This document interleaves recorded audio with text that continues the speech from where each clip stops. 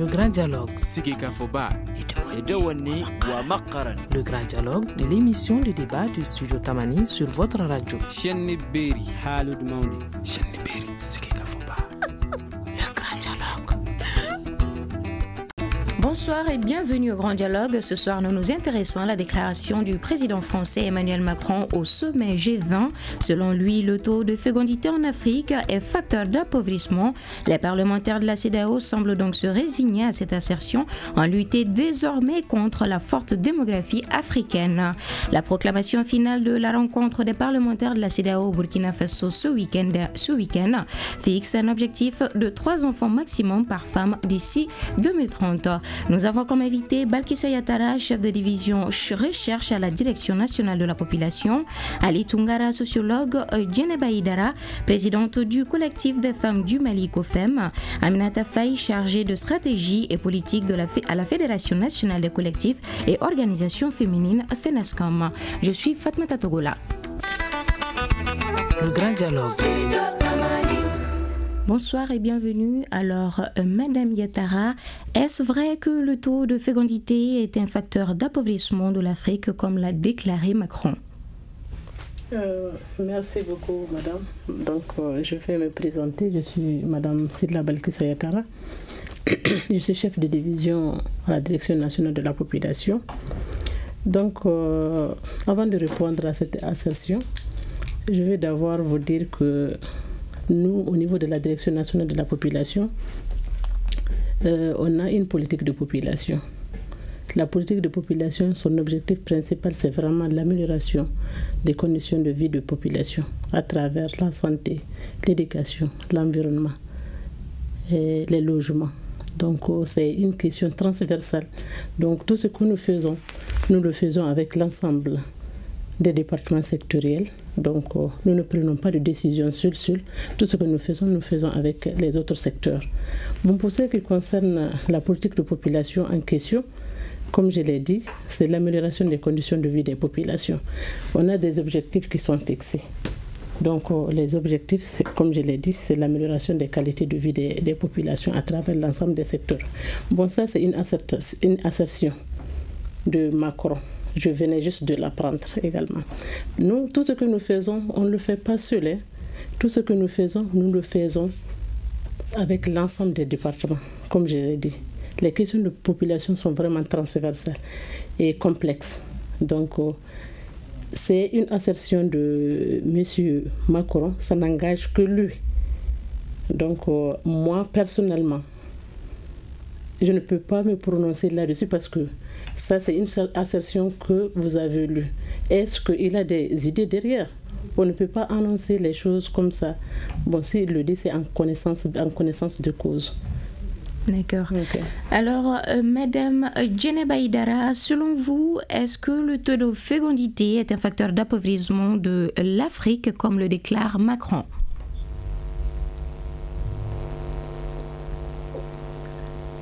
Allô? Allô, oui? Oui, vous m'entendez, Madame Djeneba Aïdara? Allô? Alors, excusez-nous pour ce panne technique. Nous allons passer alors à Madame Aminata Faye. Vous nous entendez? Oui, je vous entends bien. D'accord. Madame Aminata Faye, est-ce que selon vous, le taux de fécondité est un facteur d'appauvrissement de l'Afrique, comme le déclare Macron? Bon, je vous remercie d'abord pour m'avoir posé cette question. Je remercie vraiment tous les participants à ce débat. Comme l'autre a eu à le dire, hein, c'est un problème un peu complexe. C'est un peu complexe et transversal.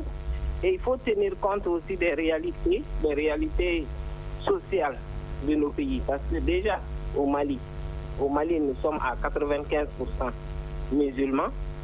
Et la religion condamne certaines pratiques. Mais bon, ça, ce que Macron a dit, ça n'engage que lui, hein, comme l'autre l'a dit, ça n'engage que lui. Mais la politique de démographie, je pense qu'il faut revoir ça parce que je pense que cette démographie est en avance par rapport au développement. Donc si on compare développement et démographie, on peut dire que vraiment il faut qu'il y ait un ralentissement quand même du taux de natalité. Mais bon, en faire une loi, ça c'est un peu trop parce que des choses qui sont là, des pratiques qui sont là, et il faut tenir compte vraiment du contexte social. D'accord. Nous revenons à vous, Madame Djeneba Aïdara. Vous nous entendez maintenant? Allô? Excusez encore pour ce petit panne technique. Alors, Madame Yatara, est-ce que selon vous, la pauvreté est-elle induite de l'excès d'enfantement? Bon, c'est là, je crois que c'est vraiment, ça dépend également de la compréhension de ça dépend de la compréhension de tout un chacun. Comme elle venait de dire tout de suite là, par rapport aux questions de population, c'est des questions complexes. L'élaboration d'une politique de population, je vais revenir toujours parce que je ne veux pas parler d'autre chose à part ce qui se trouve dans notre politique de population. Dans la politique de population, j'ai dit que l'objectif, c'est vraiment l'amélioration des conditions de vie des populations à travers l'ensemble des secteurs. Et cette politique a des principes. Les principes, c'est quoi? C'était vraiment de donner la latitude, le libre choix aux individus, aux populations, de pouvoir décider librement du nombre de leurs enfants et de l'espacement des naissances. Comme elle l'a dit également, il y a tout ce que nous visons, c'est vraiment qu'il y ait une adéquation entre la croissance économique et la croissance démographique. On a constaté au Mali quel est le problème qui se pose. Quand tu prends la structure par âge de la population, les enfants de moins de 15 ans représentent 47% de la population. Et quand tu vois ces jeunes-là, il y a un problème d'emploi qui se pose. Les enfants ne sont pas bien éduqués. Il y a le problème de santé qui se pose. Donc c'est vraiment un défi qui se pose à l'État présentement. Donc dans ce cas-là, il faut essayer de voir, pour ne pas dire de maîtriser la croissance, de maîtriser le taux de fécondité. Moi, je ne vais pas me prononcer là-dessus parce que nous, tout ce que nous visons, c'est vraiment l'amélioration des conditions de vie des populations et qu'il faut vraiment qu'il y ait une adéquation entre la croissance économique et la croissance démographique. D'accord. Alors, Monsieur Tunkara, est-ce vrai que le taux de fécondité est un facteur d'appauvrissement de l'Afrique, comme le déclare Macron? Naturellement, personne ne peut le nier aujourd'hui que la fécondité non maîtrisée, pas que pour l'Afrique d'ailleurs, même pour les sociétés dites économiquement avancées, la natalité est quelque chose à maîtriser. Alors, si vous prenez un peu nos différents États africains, vous allez vous rendre compte quand même que l'une des difficultés auxquelles ces différents États sont aujourd'hui confrontés, c'est cette croissance galopante, tant du point de vue urbain que du point de vue rural. Je crois que chercher à établir un lien entre le taux de la natalité ou la fécondité et la croissance économique, le lien est facile à établir. On n'a pas besoin d'aller dans des grandes écoles pour le comprendre. Alors prenez justement le pouvoir d'achat de nos différentes sociétés et vous allez vous rendre compte qu'aujourd'hui, l'accès à l'éducation, l'accès aux soins de santé, l'accès même à des moyens de mobilité, tout cela exige justement d'avoir des conditions plus ou moins quand même acceptables. Pour ce faire, je crois, fondamentalement, même si le fait que l'idée est venue de Macron, c'est cela qui choque aujourd'hui quand même un peu l'élite politique africaine, mais l'idée en soi est une évidence. Aujourd'hui, tout bon sens accepterait qu'on soit religieux, non religieux, qu'aujourd'hui, la question démographique, notamment dans les pays en voie de développement, les cas particuliers de l'Afrique, est une question dont il faut apporter des solutions tout à fait durables. Lesquelles solutions, justement, vont nous exiger d'abord de nous exercer des privations et des sacrifices afin d'assurer une éducation de qualité à nos enfants. Et tout le monde le sait aujourd'hui, de l'école primaire à l'université, cité, des sommes importantes sont demandées à investir. Tout le monde sait aujourd'hui que dans nos centres urbains, c'est faire un local qui peut abriter sa famille n'est pas du tout tâche aisée. Tout le monde sait qu'aujourd'hui, le numérique qui était le symbole de la recherche est une réalité dépassée. Ouais, donc entre autres, tous ces facteurs font qu'aujourd'hui, le citoyen lambda est censé comprendre qu'il y a effectivement un lien à établir entre la croissance démographique et toutes ces difficultés auxquelles nos États font l'objet. D'accord. Écoutons l'avis de certains religieux, notamment les chrétiens, concernant cette mesure.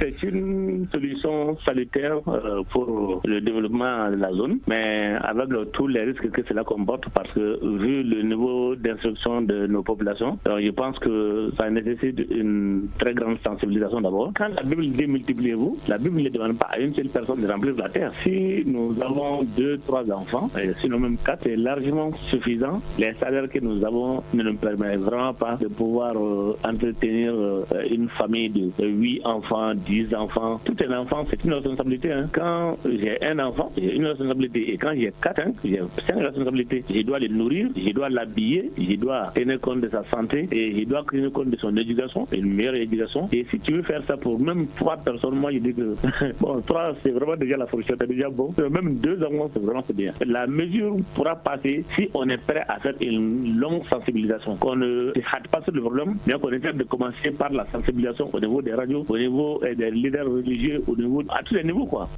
D'accord. Vous venez d'écouter cette intervention. Êtes-vous du même avis, Madame Yatara? Moi, je suis ravie d'entendre les religieux et j'ai écouté également mon collègue qui est là pour tout ce qu'il a eu à dire. Moi, en tant que population, je ne voulais pas me prononcer là-dessus pour parler vraiment des impacts de la croissance démographique sur le développement de façon générale. Mais je suis ravie d'entendre les interlocuteurs, comment dirais-je, pour ce qu'ils venaient de dire. Je pense par rapport à la croissance démographique, il y a des avantages, il y a des inconvénients. Parce que, comme il l'a dit, quelqu'un l'a dit, peut-être c'est Mohamed même qui l'a dit, avant on avait des réalités. Les gens disaient qu'il faut faire des enfants. Les enfants, on le fait, certains peuvent mourir comme certains peuvent vivre. Alors que présentement, on a constaté qu'il y a une baisse de la mortalité. Mais cette baisse-là n'est pas suivie de la baisse de la fécondité. Là, ça crée des problèmes. Quand tu prends le milieu rural, par exemple, avant, on faisait beaucoup d'enfants pour permettre aux enfants de nous aider dans les travaux champêtres. Tel n'est pas respecté. Quand vous venez à Bamako, les jeunes que vous rencontrez qui vendent les cartes de recharge, qui font des petits travaux, qui ne font absolument rien, c'est des gens qui viennent du milieu rural. Les parents ont préféré faire beaucoup d'enfants. Et maintenant, est-ce que ça a servi? Pas grand-chose. Donc maintenant, c'est à nous de voir nos politiques, de pouvoir vraiment essayer de faire une adéquation entre la croissance démographique, comme je l'ai dit, et la croissance économique, pour pouvoir un peu booster ce que nous voulons. Il y a un concept même que je voulais ajouter, d'où le projet Suède, le projet sur le dividende démographique. Ça intervient dans ce sens, mais certains ont une autre compréhension de la chose. On a dit que les ressources humaines, ils représentent le socle de tout développement. Mais quand vous faites des ressources humaines qui sont là, qui ne sont pas aptes à travailler, qui ne sont pas opérationnels, qui ne sont pas éduqués, ils ne sont pas soignés, qu'est-ce que vous allez attendre de ces enfants? Et c'est des enfants qui seront là, qui ne seront pas du tout compétitifs, que ce soit au niveau national, régional ou international. Maintenant, qu'est-ce qu'il faut faire? Il faut essayer de voir les stratégies qu'on met en œuvre, c'est-à-dire nos politiques et nos stratégies. Essayer de voir ces éléments pour vraiment assurer l'adéquation entre ce que nous faisons. Et quelles peuvent être ces stratégies? Les stratégies sont là. Les stratégies sont là. Maintenant, les enfants qui sont là, quand on prend la pyramide des âges, quand tu vois la pyramide du Mali, tu vois que le bas est très large. Cela veut dire qu'il y a beaucoup d'enfants en charge qui sont là. Maintenant, qu'est-ce qu'il faut faire pour ces enfants? L'État, au lieu d'investir pour créer de l'emploi, l'État ne peut pas. Il est obligé, maintenant, tout ce que l'État a, d'investir maintenant dans la création des services sociaux de base. Il faut soigner ces enfants-là, il faut les éduquer. Mais tu vas voir beaucoup d'enfants là qui ont l'âge d'aller à l'école, mais ils sont éduqués. ils ne sont pas éduqués. Donc maintenant, il faut investir maintenant dans ces jeunes-là qui sont là. Les pousser maintenant à aller vers l'âge adulte. Maintenant, essayer de réduire un peu la charge de l'État pour essayer de programmer, de créer de l'emploi de qualité à ces jeunes-là pour permettre au moins de pouvoir se prendre en charge et de prendre même les parents en charge. Quand on prend également les mêmes jeunes-là, j'ai dit que les jeunes représentent 47% de la population. Et quand tu prends le taux de dépendance, 44 jeunes travaillent pour nourrir 100 personnes. Donc ça, c'est des défis qui sont là, qui se posent à l'État. Mais qu'est-ce qui explique cette situation? C'est le taux de croix. D'accord. Alors, Madame Djeneba Aïdara, êtes-vous avec nous? Allô? Oui, allô? Alors, allô? Allô, oui? C'est bon maintenant, vous nous entendez? Oui, je vous entends. D'accord. Vous venez d'écouter Monsieur Tunkara et Madame Yetara tout de suite. Êtes-vous du même avis qu'eux? Bon. Je suis du même avis que je ne suis pas du même avis que. Parce que d'abord, si on prend des décisions comme ça, il faut d'abord informer les acteurs à la base, les femmes qui sont à la base. Non, c'est ça qui pose le problème. Si on n'a pas l'information, on n'est pas informé, on n'est pas sensibilisé, la communication n'a pas passé, bon, ce n'est pas facile de comprendre. Et il y a ça. Ensuite, ça dépend des femmes. Combien de femmes peuvent faire d'enfants? Combien de femmes ne peuvent pas faire d'enfants? Il faut voir ce côté aussi. Aussi, il faut voir le côté religieux. Bon, ici, chez nous, on ne sait pas si les religieux sont d'accord ou pas. Bon. Les femmes qui sont à la base, j'ai contacté certaines. Il me fait savoir qu'elles ne sont pas, d'abord, elles ne sont pas au courant de ça. Deuxièmement, quand on fait les enfants, c'est leur avenir. Hein? Et soit beaucoup d'intellectuels sont d'accord, mais les profanes qui n'ont pas été à l'école, on fait les enfants, ceux qui vont vivre vivront, ceux qui vont mourir vont mourir, parce qu'on ne sait pas. Et l'enfant, c'est Dieu, c'est ça qu'ils m'ont dit. Et c'est Dieu qui peut prendre en charge les besoins de l'enfant et besoins de la famille. D'accord, bon. Madame Aïdara. Allô? Oui. Oui. Alors, je vous propose pour le moment d'écouter ce que pensent les musulmans. En réalité, le problème de l'espace CEDEAO n'est pas un problème de naissance, c'est un problème de gouvernance. Vous savez, tout l'espace CEDEAO réuni ne fait pas la moitié de certains pays qui pourtant se développent. Toute l'Afrique réunie n'atteint pas la population de la Chine. Ça ne leur a pas empêché vraiment de nourrir les milliards de bouches qu'ils ont, les soigner, les entretenir et soigner même et entretenir le reste du monde. Donc vraiment, c'est des faux problèmes. C'est vrai qu'il faut peut-être faire en sorte que les femmes soient en bonne santé, les enfants soient en bonne santé, dans l'espacement des naissances et autres, ça, on peut le faire pour des problèmes sanitaires, des problèmes médicaux, d'accord. Mais s'il s'agit de développement, c'est un faux problème. Cette théorie ne tient pas debout. Je ne pense pas que ça soit envisageable qu'on aille vraiment dans des théories comme ça. Nous avons 1 million et quelques kilomètres carrés ici, où les 3 quarts du Mali ne sont pas habités. Aujourd'hui, si on doit vraiment limiter à 2 ou bien 3, parce que c'est avec ça qu'on va se développer. Non, je pense que ça, vraiment, c'est des théories qui ne tiennent pas. Alors, Monsieur Tunkara, est-ce que vous êtes du même avis que les musulmans? Alors, je crois qu'il faut vraiment beaucoup nuancer cet argumentaire religieux. Moi, je suis d'accord avec l'avis en partie. Lorsqu'il y a l'idée de l'imposer, là, je ne suis pas d'accord qu'on impose un nombre T à une femme. Mais toujours est-il qu'il est quand même une évidence qu'aujourd'hui, la croissance démographique, même du point de vue religieux, moi, j'invite les musulmans à ne pas faire des lectures isolées, en fait. Je respecte beaucoup le responsable du Haut Conseil islamique, mais sauf que quand vous lisez les travaux de Imran Hussein, qui est une autorité religieuse musulmane. Qu'est-ce qu'il dit concrètement face à toutes ces questions liées à la démographie, toutes ces questions liées justement à l'âge de la jeune fille pour le mariage? Essentiellement, les différentes communautés musulmanes font des lectures isolées. Certes, le prêtre l'a dit, toute religion monothéiste souhaiterait qu'il y ait plus de naissances, mais laquelle naissance, justement, il s'agit d'une naissance maîtrisée. Je suis persuadé qu'un islam n'a pas besoin de fidèles non préparés. L'islam n'a pas besoin de milliers de personnes qui peinent à avoir une éducation soignée. Or, aller à l'école est une obligation en islam. Vous voyez donc finalement, lorsqu'on fait des lectures isolées, en oubliant que le fait d'aller à l'école est un droit pour l'enfant, si vous n'êtes pas en mesure d'accomplir ce droit et donner naissance à un enfant, est aussi un crime, pas au nom du droit, mais au nom de l'islam, justement. Le fait de soigner un enfant, c'est un droit au nom de l'islam. Si vos avoirs ne vous permettent pas de soigner votre enfant, vous êtes un criminel, pas au nom du droit positif, mais au nom du même islam. Donc, vous voyez, finalement, dans le contexte malien, je crois que les gens sont plus dans le sensationnel que dans le réel. À vrai dire, je suis d'accord qu'une telle philosophie, lorsqu'elle est émise par un occidental, ça fait plus de bruit.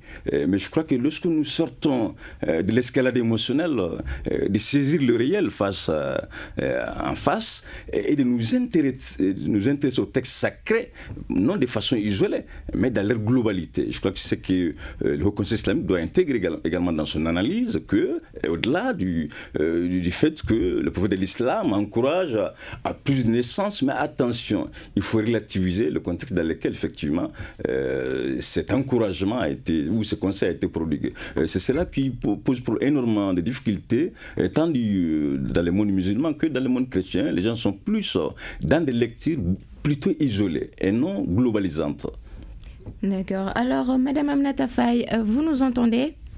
Oui, je vous entends bien. Alors, vous venez d'écouter tout de suite Monsieur Tounkara. Êtes-vous du même avis que lui? Bon, je suis tout à fait d'accord avec lui. Mais là où je ne suis pas seulement d'accord, c'est avec le religieux par rapport au religieux, ce qu'il vient de dire, parce qu'il a donné le cas de la Chine. En Chine, il y a une politique de démographie qui est là. Cette politique est respectée à la lettre. Et il parle de la superficie du Mali. La superficie du Mali, je peux dire que c'est le tiers de la superficie qui est occupée ici. L'autre tiers, c'est presque le désert qui est là. Mais il faut voir aussi cette politique. Parce qu'on parle ici d'espacement de naissance, on ne parle pas de limitation, mais vraiment, je pense qu'à la longue, on ira vers la limitation. Parce que quand nous voyons tous ces gens-là, tous ces enfants-là, dans la rue, qui sont dans la rue, les petits talibés qui sont dans la rue, qui ne sont pas instruits, qui ne sont pas à l'école, qui ne font rien. Mais en fait, est-ce que c'est des talibés? Ce n'est pas des talibés. Vous voyez? Donc finalement, ils vont finir par être des petits vagabonds, des petits délinquants. Et je peux dire que le gouvernement aura des problèmes par rapport à leur réinsertion. Et par rapport à autre chose, si nous voyons ces gens-là, ces femmes qui font beaucoup plus d'enfants, je peux dire que je fais partie. Nous sommes démunis, c'est des femmes très démunies. Avant, le nombre d'enfants, c'était très important parce que c'était des bras valides. C'était des bras valides, les gens avaient des grands champs. Donc, si tu as beaucoup d'enfants, donc ces enfants vont t'aider vraiment à faire des travaux. C'est plus le cas maintenant, c'est l'exode. Tous ces jeunes-là, ils viennent remplir la capitale. Et ils sont pas à un niveau, vraiment un certain niveau d'éducation. C'est vraiment difficile. C'est ce que je dis, le problème est vraiment très complexe, transversal. Il faut bien réfléchir, essayer de sensibiliser les gens. Il faut la sensibilisation à la base pour que les gens comprennent vraiment que démographie et développement vont de pair. D'accord. Alors, Madame Yattara, est-ce que la jeunesse malienne est-elle un risque ou un potentiel?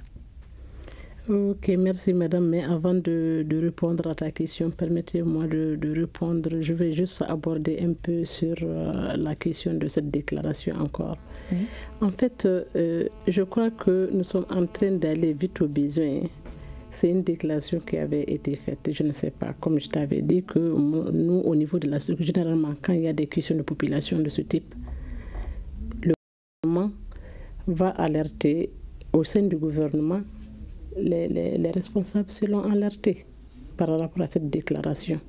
Donc maintenant, il va y avoir aussi une feuille de route par rapport à la discussion des questions de population également. Ce n'est pas des questions simples à gérer. Ce n'est pas une question où tu prends la responsabilité, tu l'adoptes. Ce n'est pas comme ça. C'est des questions complexes.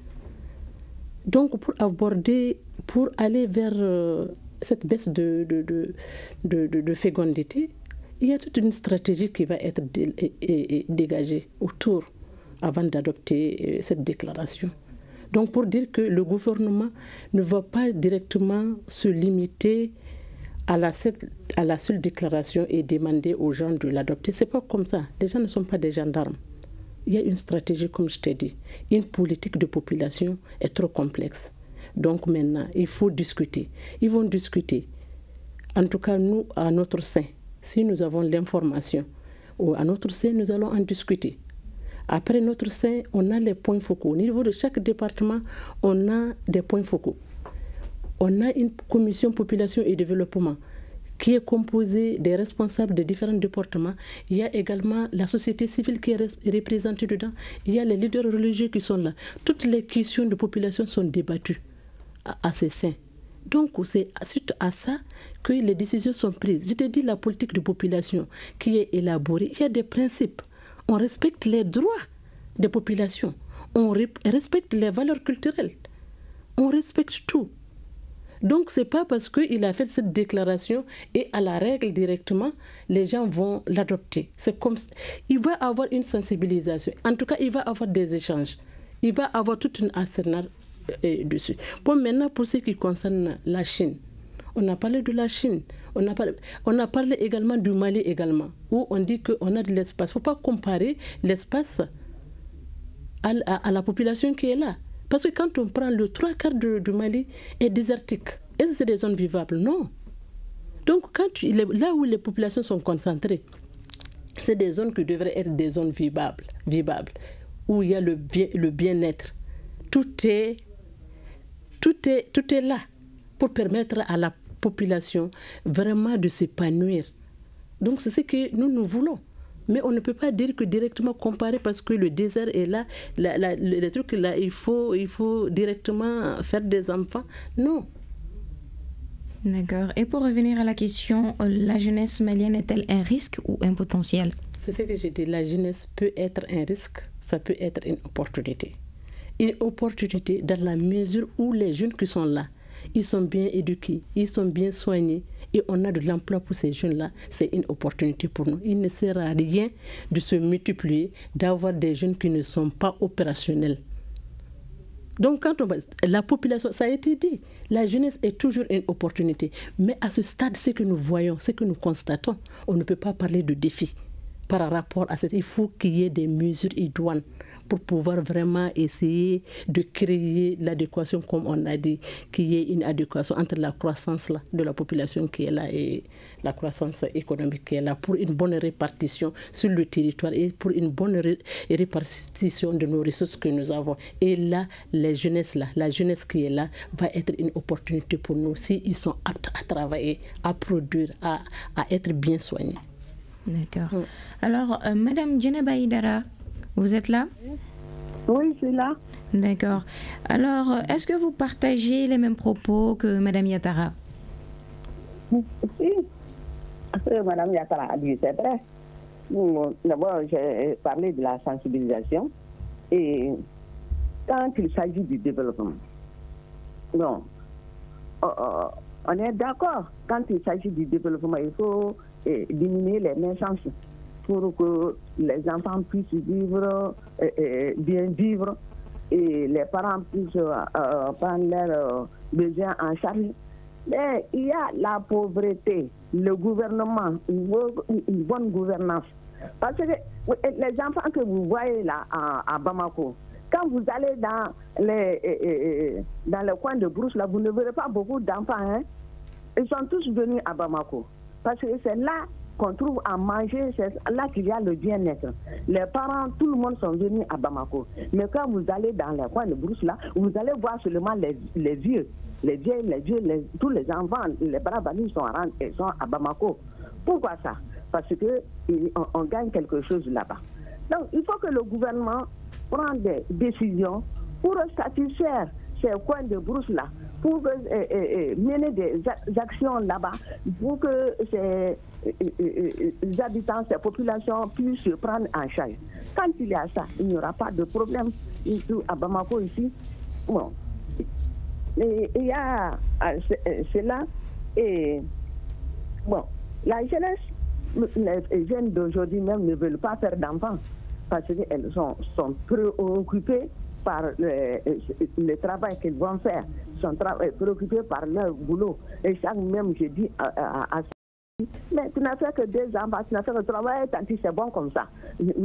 Votre jour, votre temps et notre temps là ne sont pas les mêmes. On ne peut pas faire beaucoup d'enfants comme ça. J'ai dit, non, c'est bon. S'il s'agit du développement, c'est bon. Et comme on est en train de soigner maintenant, il y a les médicaments, il y avait beaucoup de maladies, rougeole, varicelle, tout cela qui amenait les décès. Et c'est pour cela que les femmes faisaient beaucoup d'enfants. Si les qui sont décédés, ça va, il reste certains. Bon, comme tout ceci ont disparu, donc on peut prendre les précautions. Mais il faut sensibiliser, il faut informer la population là-bas. C'est là par là qu'on échoue. Parce qu'on vient seulement, on amène les activités, on amène les thèmes, on nous pose ça brûle, sans sensibilisation, sans informer la population. C'est pour cela que les actions de développement qu'on amène, on échoue. Ça a été le cas pour la réforme constitutionnelle. Il faut informer d'abord la population, les informer, les sensibiliser, communiquer avec la population, ce soit en accord. Mais sinon, les femmes, si elles sont informées, sensibilisées, elles seront d'accord. Parce que ça dépend, beaucoup de femmes même ne veulent pas faire d'enfants maintenant parce qu'elles disent que c'est fatigant. Enfin, même celle qui a un nom là, elle provoque la césarienne parce qu'elle ne veut pas avoir de douleur. Dans ce cas, vraiment, je partage son idée. D'accord. Alors, nous allons observer une courte pause avant de nous retrouver sur ce plateau. Vous écoutez Studio Tamani, votre avis nous intéresse. Écrivez vos commentaires et suggestions sur la page Facebook et dialoguez avec nous. Studio Tamani, c'est aussi les réseaux sociaux. Ce soir, nous parlons de la réduction de la natalité en Afrique. Nos invités, Balkissa Yattara, chef de division recherche à la Direction nationale de la population, Ali Tunkara, sociologue, Djenaba Idara, présidente du collectif des femmes du Mali, COFEM, Aminata Faye, chargée de stratégie et politique à la Fédération nationale des collectifs et organisations féminines, FENASCOM. Alors, Monsieur Tunkara, selon vous, si cette loi venait à être appliquée, comment se fera-t-elle ? Je crois qu'il est quand même extrêmement important qu'on mette un accent particulier sur l'importance qu'a la sensibilisation et la communication pour l'adoption d'une telle décision si importante. Je crois que ce qui est à reprocher à nos institutions, notamment étatiques, voire continentales, c'est ce décalage entre les terroirs et l'institutionnel. Vous conviendrez avec moi qu'aujourd'hui, la naissance est perçue de façon tout à fait plurielle. D'aucuns vous diront que avoir plus d'enfants est un signe de bonheur. Certains vous diront que avoir plus d'enfants, c'est même religieux. Ouais, dans une telle configuration où nous sommes face à des commentaires aussi variés et variables, le rôle de la communication est extrêmement important. Je crois que ça, c'est un rôle qui doit être joué par les pouvoirs publics. J'entends par pouvoir public les parlementaires, même les élus communaux, y compris d'ailleurs aussi nos pouvoirs traditionnels. Et il est important qu'on se dise à un moment donné de l'histoire qu'il y a des dangers contemporains qui font qu'aujourd'hui, limiter la naissance, l'Occident s'en moque. Ce sont des contraintes qui pèsent sérieusement sur nous, lesquelles contraintes sont perceptibles dans nos quotidiens. J'ai parlé tantôt de l'éducation, j'ai parlé tantôt de la santé, j'ai parlé tantôt de tous ces facteurs même liés à la radicalisation, à tous ces flux migratoires. On avait évoqué le cas de la jeunesse. Si vous prenez aujourd'hui la jeunesse malienne, même celle qui fréquente l'école classique, elle se trouve dans une situation chaotique, une jeunesse déboussolée, qui n'est pas outillée, laquelle jeunesse justement est facilement enrôlable par l'offre intégriste violente. Si vous allez un peu dans le centre du Mali, dans les régions dites nord, l'une des raisons essentielles d'enrôlement dans les différents mouvements extrémistes violents, ce serait lié au chômage justement. C'est le non-accès à une éducation soignée. Je suis d'accord que la Chine est tout à fait populaire, mais vous reconnaissez avec moi qu'aujourd'hui, même en Chine, la naissance est sérieusement limitée. À tel enseigne qu'il y a même des politiques qui encouragent les gens à donner naissance. Vous prenez également les puissances dites occidentales, la même problématique aussi. La démographie se pose. Cette jeunesse malienne, pour y revenir, elle est non seulement mal formée, parce qu'effectivement les ressources, je suis d'accord avec le Haut Conseil islamique que les ressources sont très mal réparties, mais en dépit de cette mal répartition des ressources, vous conviendrez avec moi que nos structures d'accueil pour l'éducation, pour les soins de santé, ne sont pas suffisantes. La capacité d'accueillir toute cette jeunesse, justement, à pouvoir intégrer le corps social, se pose aujourd'hui avec acuité. Et là, à ce niveau, ce ne sont pas seulement aux autorités, notamment étatiques, qu'elles doivent jouer leur partition, mais c'est aussi nous, citoyens, journalistes, enseignants et d'autres corporations. Nous devons nous poser des questions existentielles. Est-ce aujourd'hui, dans un contexte de crise aussi mondialisée, dans un contexte de globalisation, de compétition, est-il nécessaire qu'on ait plus d'enfants mal éduqués, donc qui dit mal éduqués, donc qui seraient prêts à regagner n'importe quel groupe, peu importe leur nature? Sommes-nous aujourd'hui prêts face à l'existant? Vous allez dans nos hôpitaux, vous allez dans nos écoles, du primaire au supérieur, ce qui frappe à l'œil, c'est cette absence culturelle, justement, de l'éducation. Les gens sont très mal formés, des salles de classe qui sont censées contenir 20 étudiants ou 20 élèves contiennent à la limite 60. Vous comprendrez aisément qu'aujourd'hui, l'urgence de limiter la naissance, au nom même du bon sens, s'impose à nous en réalité. Au-delà qu'on soit politique ou religieux, je crois qu'il faut qu'on quitte carrément le domaine du sensationnel et regarder la réalité en face, de se dire qu'attention, certes l'idée vient d'Emmanuel Macron, le président français, il n'a pas à nous justement proposer son dictat. Mais en dépit justement des considérations géopolitiques, de ce sentiment noétique de la colonisation, moi je comprends bien les gens que nous recevons des leçons de la part de l'Occident. Mais en tout cas, en toute honnêteté, il est quand même important dans nos différentes sociétés aujourd'hui que la naissance soit contrôlée, et ces gènes que nous avons, il est extrêmement important que ces jeunes soient également formés et qu'on arrive aussi à les donner un emploi qualifié, lequel emploi leur permettrait certainement de se mettre à l'abri d'enrôlement, à l'abri même de cette porosité religieuse, parce que vous voyez un peu, il y a toutes sortes de religions qui débarquent, puis les jeunes sont les premières victimes. Ils s'y engagent sans aucun discernement. Ce sont ces mêmes jeunes qui vont suivre le Front de Libération des Masséna parce qu'ils sont mal formés. Ce sont ces mêmes jeunes parce qu'ils disent qu'ils ont du mal à avoir un statut social valorisant, et parce qu'ils ne travaillent pas. Donc finalement, les extrémistes violents vont les assurer un travail qui est l'action violente, mais bien rémunéré. Donc, vous comprenez comprendrez que l'enjeu lié à la démographie dépasse le seul cadre étatique. Il est quand même, c'est une, si vous voulez, ça pose même des problématiques existentielles qui vont nettement au-delà du seul fait politique. D'accord.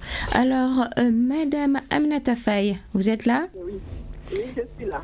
D'accord. Alors, selon Monsieur Tunkara, tout de suite, le taux de chômage élevé est également une source qui pousse les jeunes vers des extrémistes. Êtes-vous d'accord? Bon, je suis un peu d'accord. Je suis d'accord avec lui. Effectivement, ce qu'il a dit. Et il y a une mauvaise répartition d'abord des ressources. Bien sûr, humaines, ressources et d'autres ressources. Mais il y a vraiment la déperdition des jeunes parce que la jeunesse, on peut compter sur eux, mais il faut une jeunesse quand même qui soit valide, qui puisse travailler. Il faut que cette jeunesse puisse être bien éduquée, cette jeunesse reçoit une bonne éducation. Ça, c'est le préalable d'abord. Il ne faut pas faire des enfants pour en faire comme ça. Il faut vraiment faire des enfants qu'on peut élever, qu'on peut éduquer. Mais les faire comme ça, les laisser dans la nature comme ça, donc ça ne servira à rien d'avoir beaucoup de monde. C'est un monde qui est là, qui ne servira à rien. C'est une déperdition finalement. Et ces jeunes, au lieu que ça soit une solution, ça sera un problème. Ça sera un problème. Donc moi, ce que je recommande, parce que déjà, si on dit à la population que c'est Macron qui a décidé, il a dit cela, ils vont penser que c'est une camisole de force qu'on veut leur mettre. Mais qu'on essaie de faire une sensibilisation. Et cette sensibilisation, il y a le gouvernement, il y a la structure chargée de la population, il y a la société civile qui est composée vraiment de toutes ces structures qui sont là. Donc on essaie de voir comment, et vous en tant que journaliste, comment on peut faire pour sensibiliser la population, que la population comprenne que vraiment cette démographie, il est temps de la freiner. D'accord. Pourquoi? Parce que ça ne va pas avec le développement. On est là. Vous voyez, oui. Okay, oui, nous allons. Merci bien. Alors, Madame Yatara, en 30 secondes, selon vous, que faut-il faire pour une bonne compréhension de cette situation à la population? En fait, je crois que je l'avais dit, nous sommes en train d'aller vite au besoin. Parce que moi, en tant que représentant de la Direction nationale de la population, c'est ce matin, à travers votre appel, que j'ai reçu l'information. Pour dire qu'au niveau du département, nous n'avons pas échangé par rapport à cette question. Vous voyez? Donc, je t'ai dit, pour toutes les questions qui touchent à la population, on n'en discute pas seul. Donc, c'est tout un monde qui est là, qui discute vraiment du contenu de la chose, pour pouvoir au moins porter à la connaissance de la population. Okay. Et je sais, par rapport à cette situation, si jamais cette question et cette déclaration est acceptée par les autorités, nous, Direction nationale de la population, nous serons touchés. Et toutes les mesures qui doivent être prises, seront prises. Et s'il y a des sensibilisations à faire, s'il y a des lobbying à faire, seront faites, Inch'Allah. D'accord. Merci beaucoup. Cela met fin à ce débat. Merci de l'avoir suivi. Un grand merci à nos invités. À la présentation, Fatmata Togola, la mise en onde, Fili Dambélé, à la régie vidéo, Mamadou Ouattara, avec une réalisation de Ibrahim Diallo et une coordination de Mohamedou Touré. Le grand dialogue. Le grand dialogue de l'émission de débat du studio Tamani sur votre radio.